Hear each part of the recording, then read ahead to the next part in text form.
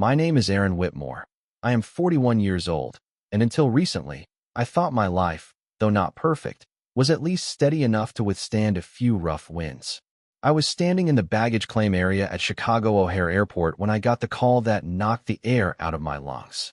I had just finished leading a 10-day group tour through the national parks in Utah, sunburned and sore from hiking, but proud of the stories I told and the laughs I got out of the tourists. I loved my job.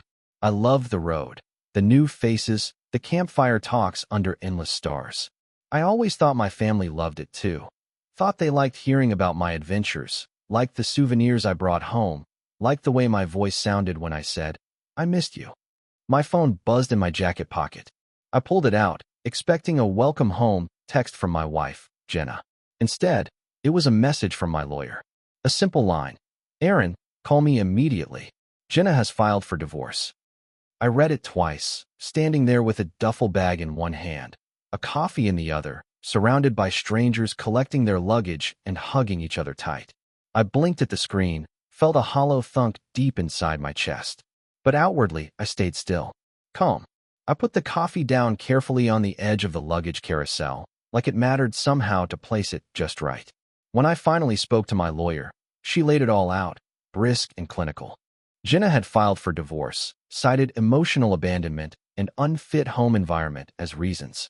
She wanted full custody of the kids, Lily, age 8, and Mason, age 6. She was already moving to sell the house. She says she wants to provide them a calmer and more stable life, the lawyer said. She's claiming your frequent absences were damaging to them. I nodded, even though no one could see me. I muttered that I understood. I thanked her. Then I hung up and stood there a little longer, watching the carousel spin, suitcases blurring past. It wasn't like I hadn't noticed the cracks starting to show. There were signs. Late-night arguments over nothing. Jenna's constant irritation. Her reluctance to answer my calls when I was away. Little things, like how the pictures of me on the hallway wall had quietly been replaced by generic landscapes, or how she started talking about simplicity and normalcy more often, words she used to laugh at. Maybe I had just hoped that a little more time would smooth the edges again. I guess she had decided otherwise. When I got home, the house didn't feel like mine anymore. Boxes were stacked by the door. The living room was half empty, as if someone had taken a handful of our life and just ripped it out. A sticky note sat on the kitchen counter, Jenna's handwriting neat and impersonal. "Please do not move anything. The realtor will be by tomorrow. I'm staying with my parents. The kids are with me." No, I'm sorry. No explanation. I could have gotten angry. Maybe I should have. Instead, I just leaned against the counter and looked around, memorizing the gaps on the shelves where family photos had been. I spent the first few days cleaning up loose ends, calling the bank, talking to my lawyer, dealing with logistics like a man packing up someone else's wreckage. I was polite when I spoke to Jenna's parents over the phone. They told me she needed time and that it was better for everyone this way. They didn't even bother to pretend they were neutral. Still, something didn't sit right. The speed of it. The way everything seemed too clean, too rehearsed. I had only been gone for 10 days. 10 days. And she had managed to not only file for divorce, but start selling the house and move out with the kids. It felt orchestrated. Like she'd been planning it for a lot longer than she let on. And that thought itched at the back of my mind, raw and relentless. That night, I sat in what used to be our bedroom, staring at the half-empty closet. I remembered something strange. 2 months earlier, Jenna had started going to yoga retreats on the weekends. I had thought nothing of it. She deserved time for herself, right? That was what you did when you loved someone. You gave them space. But now I wondered. Now I wondered what kind of retreats they were. Now I wondered what kind of calmer and more stable life she thought she was giving the kids. And most of all, I wondered who had been standing quietly in the wings, waiting for me to be gone long enough. I didn't plan anything drastic. I wasn't the type to throw a fit or kick down doors. But I did start to pay attention. I made a few calls to friends in town, casual check-ins, light questions. I looked through Jenna's social media, which she hadn't yet locked down. I noticed the likes, the comments from names I didn't recognize, or names I barely remembered, old acquaintances who had somehow resurfaced. I didn't sleep much that week. I lay awake, the ceiling fan spinning shadows over my head, piecing together a puzzle I hadn't realized existed. Somewhere out there, the woman I loved had made herself a new life. Somewhere out there, Someone else had been helping her build it while I was away. I knew then that whatever I thought I understood about my marriage, about my life, was about to unravel piece by piece. And I intended to follow every single thread until I knew exactly how deep the betrayal went. The next morning, I woke up early. I hadn't really slept, more like drifted in and out of a half-conscious state filled with cold thoughts and sharper questions. By 6, I was sitting at the kitchen table with a notebook open in front of me and a strong cup of coffee growing cold at my elbow. If Jenna had planned this, and it was becoming clearer by the hour that she had, then she hadn't done it alone.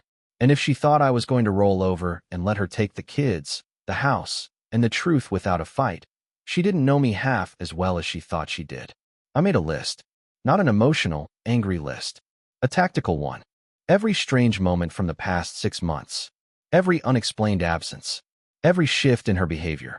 I noted the name of an old high school friend, Mark Ellis, who had started popping up in her Facebook comments. I underlined weekend yoga retreats and circled it twice. I wrote sudden interest in private phone calls in the margin. The more I wrote, the more a pattern started to emerge.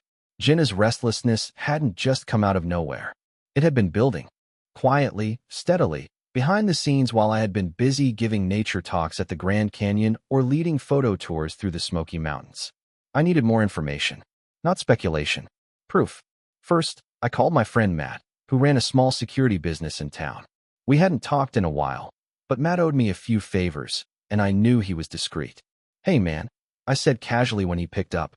"You still got those contacts at the phone companies?" There was a pause, then a chuckle. "Depends who's asking. Someone who needs to know if his wife's been lying to him." Matt got serious fast. He didn't ask for details. He just told me he would see what he could find. Next, I visited the real estate office handling the house sale. I introduced myself to the agent, a pretty woman with 2 bright eyes who smiled a little too tightly when I shook her hand. "I'm Aaron Whitmore," I said, "owner of the property on Sycamore Lane." "Of course," she said, flipping through a folder. "Your wife handled most of the paperwork already."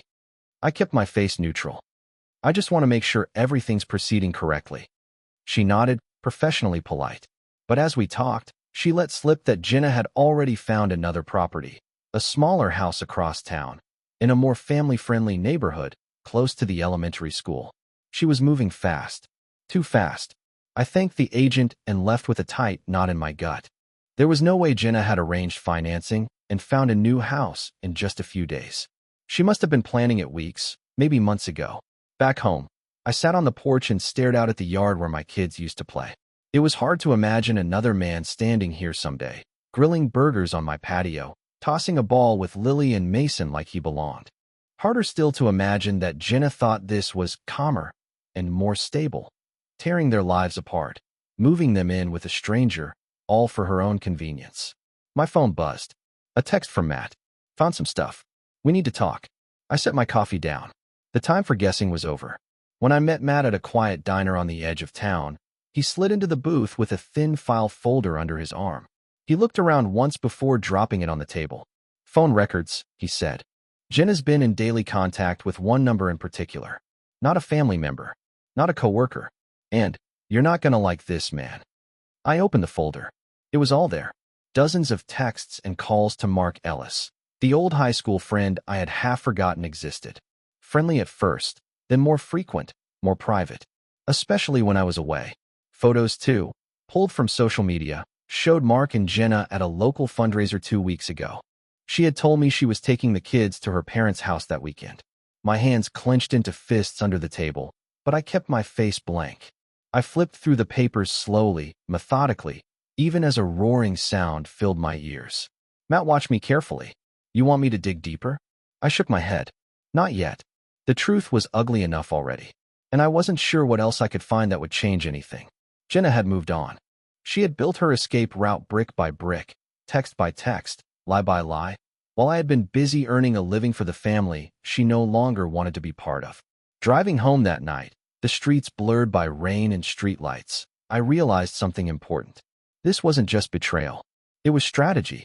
It was a clean, cold operation designed to cut me out of my own life. And I wasn't about to just vanish quietly into the background. The next few days passed in a strange haze, but not the kind you sink into.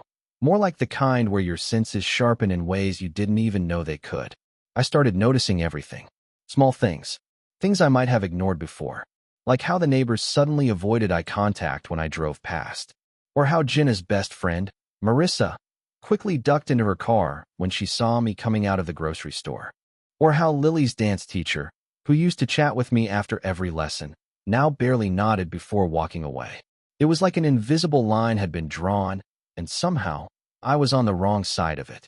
Somehow, I had become the villain in a story I did not even know was being written. I didn't react. Not publicly. Instead, I started making notes. The truth was, I didn't fully trust anyone anymore. Not the neighbors, not old friends, not even some of my extended family. It was too easy for someone like Jenna, charming, polished Jenna, to spin her version of the story. The poor abandoned wife. The struggling mother. The strong woman rebuilding her life after being left behind by a selfish man chasing adventures. Meanwhile, I was just the guy still holding the receipts nobody wanted to see. One afternoon, while cleaning out the garage, I found a pile of papers Jenna had apparently forgotten to take.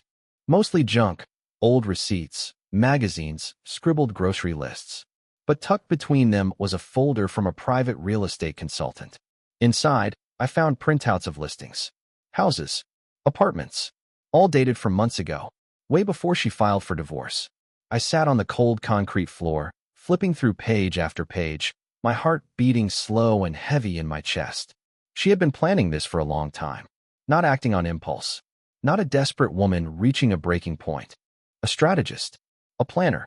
The realization didn't even make me angry. Not anymore. It made me cold. Focused. I started pulling at threads. Matt helped me dig into Mark Ellis's background. He had been divorced 2 years earlier, had no steady job, floated from one half-hearted startup to another. But he was a smooth talker, and Jenna had always been a sucker for good stories. It didn't take long to find out that Mark had moved into a rental property, coincidentally, just a few blocks from the elementary school Jenna had been looking at. Coincidence? I stopped believing in those about a week ago. Meanwhile, I noticed Jenna had started moving aggressively on the house sale. She had already held private showings without telling me. The realtor's tone when we spoke on the phone was clipped, professional, but underneath it, I heard it. That slight annoyance. The kind you hear when someone thinks you're an obstacle. In the evenings, I drove around town. I saw Jenna's car parked outside Mark's place more than once. I never confronted her. Never made a scene. I just watched. Gathered information. Built my case, quietly while she thought she was sweeping the board clean. The worst part wasn't the betrayal. It was realizing how many people around me had known, or suspected, and said nothing. People smiled at me in passing while helping her move furniture. People who nodded at me in stores, who shook my hand at PDA meetings, who waved from their front porches. They had been helping her set up her new life, all while pretending nothing was happening. Maybe they thought they were helping. Maybe they thought I deserved it. Or maybe people just don't want to get involved when the ship is sinking. I spent hours going over everything in my mind, connecting dots I hadn't known were there. Weekend trips, private calls, sudden new friends, questions the kids asked me that now made awful sense. Daddy, why don't you stay home with us more? Mom says we need someone who's always there. Mom says it's not good to be alone so much. Those memories hit harder than any argument or accusation ever could. But the deeper I dug, the clearer one thing became. This wasn't about me anymore. It wasn't even really about Jenna. It was about control. About making sure she got everything she wanted. The house sold, the kids under her roof, the public sympathy, the fresh start. Without anyone ever looking too closely at the cost. And me? I was just a problem to be swept quietly out of the way. Not that I intended to make it that easy for her. The night I finally decided to act, it was raining hard, the kind of cold, steady rain that makes the streets look like rivers under the streetlights. I sat in my truck outside a cafe where Jenna was supposed to meet a friend for dinner. According to what little information Matt had pulled together, this friend was more than just a casual acquaintance. Sure enough, an hour later, I watched Jenna walk inside, shaking her umbrella, smiling that easy, familiar smile I had seen 100 times. Only it wasn't directed at me. Mark was already waiting at a corner table, his jacket slung carelessly over a chair, looking at her like she was the only person in the world. I didn't go inside. I didn't cause a scene. I just sat there and watched. Took note of the way she leaned across the table. The way he touched her hand when he thought no one was looking. She had moved on. She wasn't mourning the death of our marriage. She wasn't torn up about the family she was breaking apart. She was building a new one, brick by brick, right in front of me. And no one, not her parents, not her friends, not even the people who claimed to love our kids, had lifted a finger to stop it. When Jenna and Mark finally left the cafe, she climbed into his car without hesitation. They drove off together, disappearing into the wet night. I sat there a long time after they were gone, the heater humming quietly against the cold. I wasn't angry. I wasn't even surprised anymore. I was done pretending. The next day, I started quietly gathering my own defenses. I talked to my lawyer, explained everything I had seen, the evidence I had, the plans Jenna had made months before filing for divorce. It wouldn't change everything. Family courts loved stories about stability and primary caregivers, but it would help. At least it would show that I hadn't abandoned anyone, that I hadn't walked away, that I hadn't failed my kids. I also started moving my money out of our joint accounts. Legally, carefully. I made sure every step was documented. No rash moves. No emotional outbursts. If Jenna wanted a war, she was going to find out I wasn't as easy to erase as she thought. In the middle of all this, I kept noticing the little betrayals too. The way our mutual friends stopped returning my calls. The way certain emails, ones I should have been CC'd on about the house sale, suddenly went missing. The way my own sister hesitated when I asked her if she'd heard anything about Jenna's plans. "I'm sure she's just trying to do what's best for the kids," she said. That line stuck with me like a burr under my skin. Was that how it was now? Was I no longer part of what's best? The realization hurt more than anything Jenna had done, because it meant the web was bigger than just her. It meant people I trusted had quietly decided I was disposable too. I wasn't just losing a marriage. I was losing an entire life I had built around it. And yet, through it all, I stayed steady, outwardly calm. I refused to give Jenna the satisfaction of watching me fall apart. Instead, I got smarter. I started recording conversations, saving texts, logging every interaction with the real estate agents, with Jenna, with anyone remotely involved. Not because I thought it would save the marriage. That ship had sailed. But because I refused to let her rewrite the story with me as the villain. I wasn't perfect, but I wasn't the monster she needed me to be to justify what she'd done. At night, I walked the empty house, hearing echoes of laughter that weren't there anymore.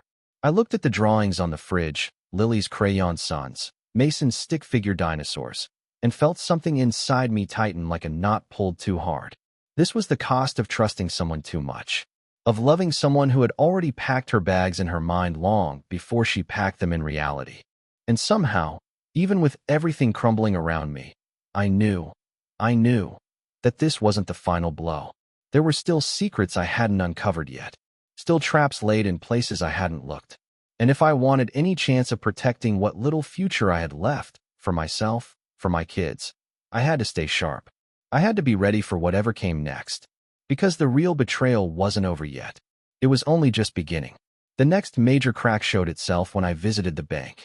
I had gone there to double-check the status of our mortgage, just to make sure Jenna hadn't quietly signed anything that would leave me holding an empty bag. The teller was polite but nervous when she pulled up the file. She clicked around the screen, her forehead wrinkling slightly. "There's a note here," she said, glancing at me over her glasses. "It says an early release of lien paperwork was filed weeks ago." I straightened up. "What paperwork?" She flinched a little at my tone. I mean, your wife's name is also on the account. She authorized discussions about refinancing. Weeks ago, while I was hiking through Zion National Park explaining rock formations to strangers, Jenna was carving herself free. I thanked the teller, left the bank, and sat in my truck for a long time, the engine idling low. She had been laying the groundwork not just for divorce, but for financial separation. Months of planning, meetings, agreements, all without a word to me. I drove straight to my lawyer's office. She was a small woman with sharp eyes who did not waste time on sympathy. She just flipped through the documents I had gathered so far, nodding occasionally. "This wasn't impulsive," she said. "She's been advised. Probably by someone with experience." "Who?" I asked, my voice low. She shrugged. "Could be anyone. A lawyer. A friend. Someone who's been through a messy divorce and decided to play counselor." Or someone like Mark Ellis? Someone who stood to benefit from tearing apart the life we had built. As we spoke, another realization hit me. A sick, heavy weight settling in my stomach. It wasn't just about Jenna wanting freedom. It wasn't even just about the kids or the house. It was about control. And more than that, about money. If Jenna sold the house quickly, while the divorce was pending, she could potentially claim more than half the proceeds, especially if she framed the sale as necessary for the children's welfare. If she moved into a new property immediately with Mark, even unofficially, she could position herself as the primary stable home and sway the custody fight. If she spun the narrative just right, I would not just lose my home. I would lose my children, and I would still be paying for it. It all fit together now. Every fake smile, every careful omission, every subtle turn of the screw. The betrayal wasn't just personal. It was calculated, methodical. I drove around town again that night, not sure what I was even looking for. Maybe proof. Maybe just something to ground me in the middle of the shifting sandstorm my life had become. I ended up outside Jenna's parents' house. Lights on. 2 cars in the driveway. One hers, one Mark's. Not even hiding it anymore. I watched for a long time. The rain ticking softly against the windshield. Watched the windows glow with warm light. Watched the silhouettes moving behind the curtains. A family forming without me. A life continuing without me. I didn't cry. Didn't scream. Didn't punch the steering wheel like the movies say you're supposed to. I just sat there, breathing slow and steady, feeling something inside me harden into steel. If they wanted me out of the picture, cleanly, quietly, without a fight, they had made one fatal mistake. They underestimated just how much I was willing to endure, how far I was willing to go to protect what mattered. The next morning, I met with Matt again. We went over everything. All the phone records, the financial trails, the timeline Jenna had tried to bury. We made a plan. Not revenge. Not chaos. Something better.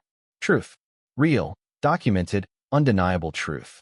Because when the time came, and it would come, I wasn't just going to walk into that courtroom as a broken man. I was going to walk in armed with every dirty trick they had tried to pull, every lie they had told, every betrayal they had counted on staying hidden. They had built this web carefully, beautifully, but they forgot one thing about webs. They can trap the spider just as easily as the prey. The first step was patience. I had spent too many weeks reacting, chasing behind Jenna's carefully laid plans, always a step too slow. Now, it was my turn to move in silence. I stopped reaching out to friends. I stopped calling her parents. I stopped showing up at familiar places where people could watch me, whisper, report back. Let them think I had given up. In the quiet, I worked. I compiled timelines, emails, text messages, bank documents, property records, school communications, anything that would show the judge that I had not abandoned my family. That I had, in fact, been the one fighting for it all along. Meanwhile, Matt kept digging, and what he found next nearly dropped me to my knees. It turned out Mark wasn't just a passing flame. He wasn't just a convenient shoulder to cry on. He had a history, a sealed custody battle from his own divorce, claims of financial instability, claims of manipulative behavior, claims of emotional abuse. Nothing that showed up on a standard background check. Nothing Jenna had bothered to look for, or worse, maybe she had, and just didn't care. If he moved in with Jenna and the kids, if he became a fixture in their lives, I wasn't just losing them. I would be leaving them at the mercy of a man who had already wrecked one family. The thought made my hands shake. For the first time in weeks, my calm cracked. I stood in the living room of the empty house. Our house, the one Jenna was selling out from under me, and let myself feel it. The anger, the grief, the cold, hollow ache of realizing that my children might be used as pawns in someone else's selfish game. But only for a moment. Then I sat down at the old kitchen table, the one with the scratches from Mason's toy cars, and I went back to work. I had evidence now. More than enough to challenge custody. More than enough to show that Jenna's rush to rebuild her life was reckless, not responsible. The question was how to use it. Not just in court, though that battle would come soon enough, but in my own heart. Because a part of me, the part that still remembered Jenna the way she used to be, wanted to believe she had just gotten lost. That she hadn't meant to destroy everything. That she was scared, confused, desperate for something she couldn't even name. But the hard truth was clearer with every step I took. This wasn't a mistake. It wasn't a moment of weakness. It was a choice. And choices have consequences. A week later, I arranged a meeting through my lawyer. Not in court. Not yet. Just a conversation. Just a chance to lay it all out plainly. When Jenna walked into the room, she looked almost relieved, like she thought I was finally coming to accept the terms she had set. She wore simple clothes. No makeup. The everyday mom look, calculated to project innocence. I watched her sit across from me, watched her fold her hands neatly on the table, and for a moment, I remembered the girl I had fallen in love with years ago, the girl who used to ride shotgun on my tours, laughing at bad road jokes, dreaming about the future. But that girl was gone. In her place sat a woman who had already rewritten our story to fit her needs. So I slid the folder across the table, said nothing, just watched her face. She opened it. She read. Phone records, financial transfers, property documents, background checks, a full, detailed map of her betrayal. The color drained from her face. She looked up at me, mouth opening slightly, to deny, to defend, to explain, but I shook my head once, slow and deliberate. No more lies, I said. For a long moment, neither of us spoke. Then she closed the folder carefully, like it might explode if she moved too fast. She gathered her bag, her keys, her fake composure. And she left. No apologies. No admissions. Just silence. It was over. The final break. Not the marriage that had died long before, but the last thread of whatever pity or hope I still held for her. I sat there for a long time after she was gone, listening to the ticking of the wall clock, feeling the weight of everything settle onto my shoulders. There would still be battles ahead. Lawyers, judges, papers to sign, and custody schedules to negotiate. But for the first time in months, I felt something I hadn't dared to feel before. Control. Not over Jenna. Not over the past. Over myself. Over my future. I wasn't the man she had painted me to be. I wasn't the abandoned father, the absent husband, the selfish dream chaser. I was still here. Still standing. Still ready to fight for what mattered. And no matter what else they took from me, they could not take that. The court date came faster than I expected. I sat there in my suit, calm on the outside, heart pounding somewhere deep in my chest. Jenna sat across the room with her lawyer, her face tight, her eyes carefully avoiding mine. When the evidence was presented, the phone records, the property deals, the hidden relationship with Mark, the room seemed to shift. The judge frowned. Jenna's lawyer scrambled. The air grew heavy. I didn't say much. I didn't need to. The truth spoke louder than anything I could have said. In the end, the decision wasn't perfect. It never is, but it was fair. Joint custody. The house sale put on hold until proper evaluations were done. Safeguards put in place for the kids, especially around new household members. Jenna looked stunned when the ruling was read out. For the first time, maybe, she realized I wasn't the man she could push aside so easily. I walked out of that courtroom into the cold afternoon air, breathing in deep. It wasn't a clean victory. It wasn't revenge. It was survival, and it was enough. Over the next few weeks, the pieces of my life slowly began to settle. I rented a small place not far from where the kids would stay. I started planning trips again, shorter ones this time, ones that let me be home more often. I rebuilt my world in small ways. New routines, new goals, even new friends who didn't know me as the guy whose wife left him. Some nights were still hard. The loneliness crept in sometimes, cold and sharp. But each morning I got up, brewed coffee in my little kitchen, and remembered. I made it through. I didn't let her destroy me. And somewhere down the road, maybe not today, maybe not tomorrow, I knew I would find something better, something real, something worth building again. Months passed. The anger faded first, worn down by time and tiredness. Then the sadness, leaving behind only a quiet acceptance. I didn't check Jenna's social media anymore. I didn't ask the kids about her new life. I let it all go. Piece by piece, I built something new for myself. It wasn't flashy. It wasn't dramatic. Just simple things, a steady job, quiet evenings, weekends fishing with Mason, dance recitals for Lily. Laughs that didn't feel forced.